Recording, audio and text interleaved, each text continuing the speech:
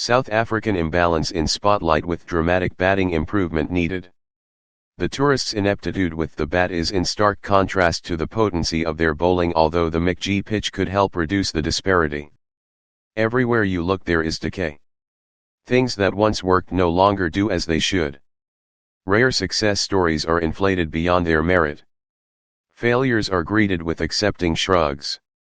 Short-term fixes are in short supply. Twist a narrative enough times and any international sports team will neatly embody the country it represents. That is not necessary when analyzing the Proteas and their struggles with the bat. If anything, the comparisons with South Africa are a little too on the nose. For the daily electrical blackouts see routine batting collapses.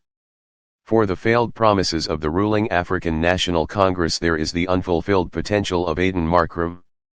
Squint your eyes at the crumbling public transport system and you might see Temba Bavuma's single test 100 from 89 innings.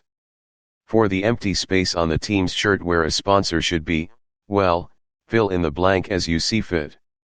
Captain Dean Elgar criticized the Gabba pitch that played host to his team's 6-wicket defeat inside 2 days.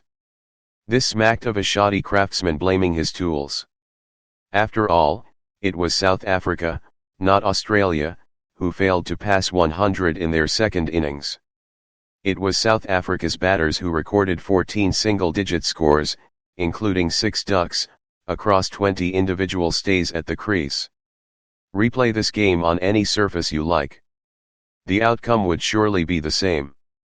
The current ineptitude is made worse by 3 important factors. Firstly, it wasn't always like this. The Proteas had won all 3 of their previous visits to Australia and did so with a cluster of batters that would instantly be the most important figure among this crop.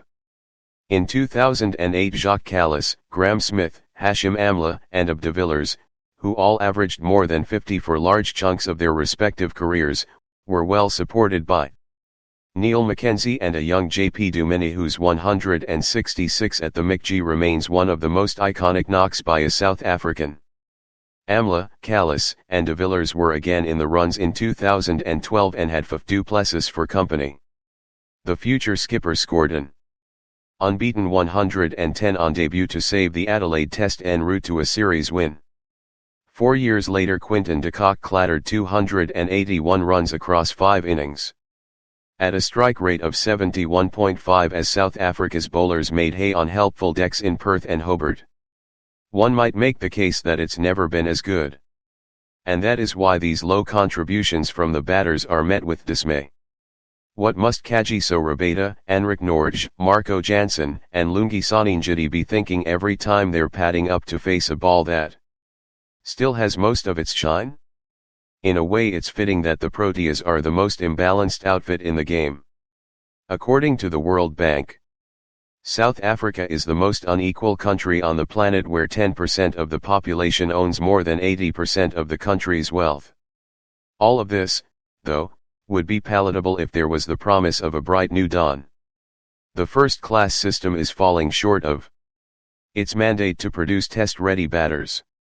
A lack of opportunity is partly to blame.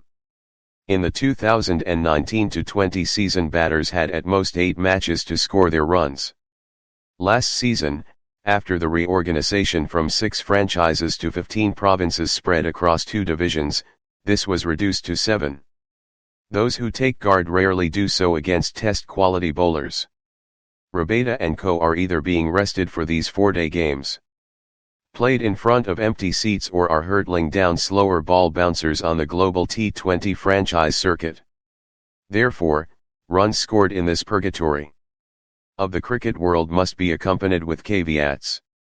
But what other choice do the selectors have when assembling their squad? The well may be dry, but it's the only one they have. Tony Dezortzi's 304 not out for Western Province against the Knights last month attracted attention. But he remains on the periphery. Closer to the epic entree is Ryan Rick Elton, who was made to look ordinary in his 3rd test at the Oval in September. The Lions wicketkeeper was ruled out of the Australia tour with an ankle injury but later declared his own fitness, supporting his claim with back-to-back hundreds. Conflicting messages from cricket South Africa mingled with conspiracy theories on social media.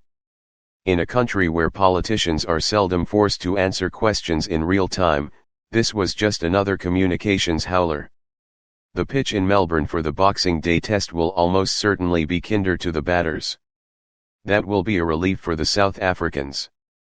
But if they fail to pass 200 for the 7th consecutive innings, they'll have nothing to blame but themselves. The Lions wicketkeeper was ruled out of the Australia tour with an ankle injury but later declared his own fitness, supporting his claim with back-to-back hundreds. Conflicting messages from cricket South Africa mingled with conspiracy theories on social media.